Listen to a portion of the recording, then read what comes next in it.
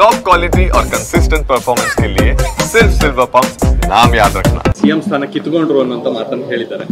ಈಗ ಅವಕಾಶ ಇದೆಯಾ ಸಿಎಂ ಆಗ್ಲಿಕ್ಕೆ? ನೋಡಿ, ಮಲ್ಲಿಕಾರ್ಜುನ್ ಖರ್ಗೆ ಅವರಿಗೆ ಚೀಫ್ ಮಿನಿಸ್ಟರ್ ಆಗುವ ಎಲ್ಲ ಅರ್ಹತೆ ಇದೆ. ಅವ್ರು ಹಿಂದೂ ಆಗ್ಬೇಕಾಗಿತ್ತು. ನಾವು ಅವ್ರು ಕೂಡ ಕೆಲಸ ಮಾಡಿದ್ದೇವೆ. ಧರ್ಮಸಿಂಗ್ ಸರ್ಕಾರ, ಬೇರೆ ಸರ್ಕಾರದಲ್ಲಿ, ಕೃಷ್ಣ ಸರ್ಕಾರದಲ್ಲಿ ನಾನು, ಖರ್ಗೆ ಸಾಹೇಬರು, ಮಲ್ಲಿಕಾರ್ಜುನ್ ಕೆಲಸ ಮಾಡಿದ್ದೇವೆ. ಅರ್ಹತೆ ಅದೇ.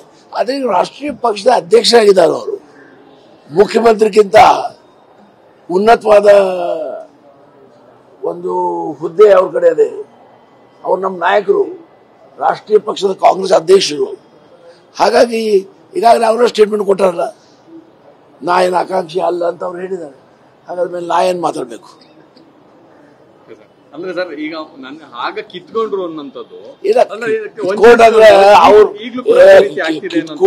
ಕಿತ್ಕೊಂಡ್ರು ಅಂತದ್ದು ಗುಲ್ಬರ್ಗ ಭಾಷೆ. ಅದು ಅಂದ್ರೆ ಆಗುವ ಅರ್ಹತೆ ಇತ್ತು, ನನ್ ಕೈಯಾಗ ಬರ್ತಿತ್ತು, ತಪ್ಪು ಹೋತು ಅಂತ ಹೀಗೆ ಹೇಳುದು.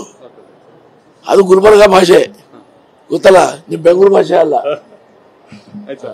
ಸರ್, ಈಗ ರಸಗೊಬ್ಬರದ ಕೊರತೆ ನಿಮ್ಮಲ್ಲೂ ಏನಾದ್ರು ಆಗಿದೆಯಾ? ಎಲ್ಲ ಕಡೆ ಅದೇ, ಅದನ್ನ ನಿಜ. ಹಾಗಾಗಿ ಮುಖ್ಯಮಂತ್ರಿಗಳು ಸ್ಟೇಟ್ಮೆಂಟ್ ಕೊಟ್ಟಾರಲ್ಲ, ಯೂರಿಯಾ ಎಷ್ಟು ಬೇಕಷ್ಟು ನಾವು ಪೂರೈಸ್ತೇವೆ ಅಂತ ಹೇಳಿದ್ದಾರೆ. ಅವಾಗ ಸರ್ಕಾರ ಅದಕ್ಕೆ ಸ್ಪಂದಿಸಿದ್ದಾರೆ, ಕ್ರಮ ತಗೊಳ್ತಾ ಇದ್ದಾರೆ.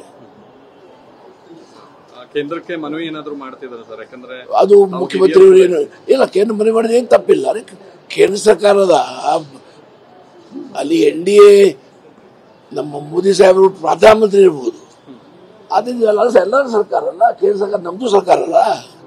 ಹಾಗಾಗಿ ನಾವೊಂದು ರಾಜ್ಯ ಅನ್ನಿಸ್ತೇವೆ, ನಮ್ಗೆ ಅಧಿಕಾರ ಅದೇ ಕೇಳೋದು, ಅವ್ರಿಗೂ ಕೇಳೋದು ಅಧಿಕಾರ ಅದೇ.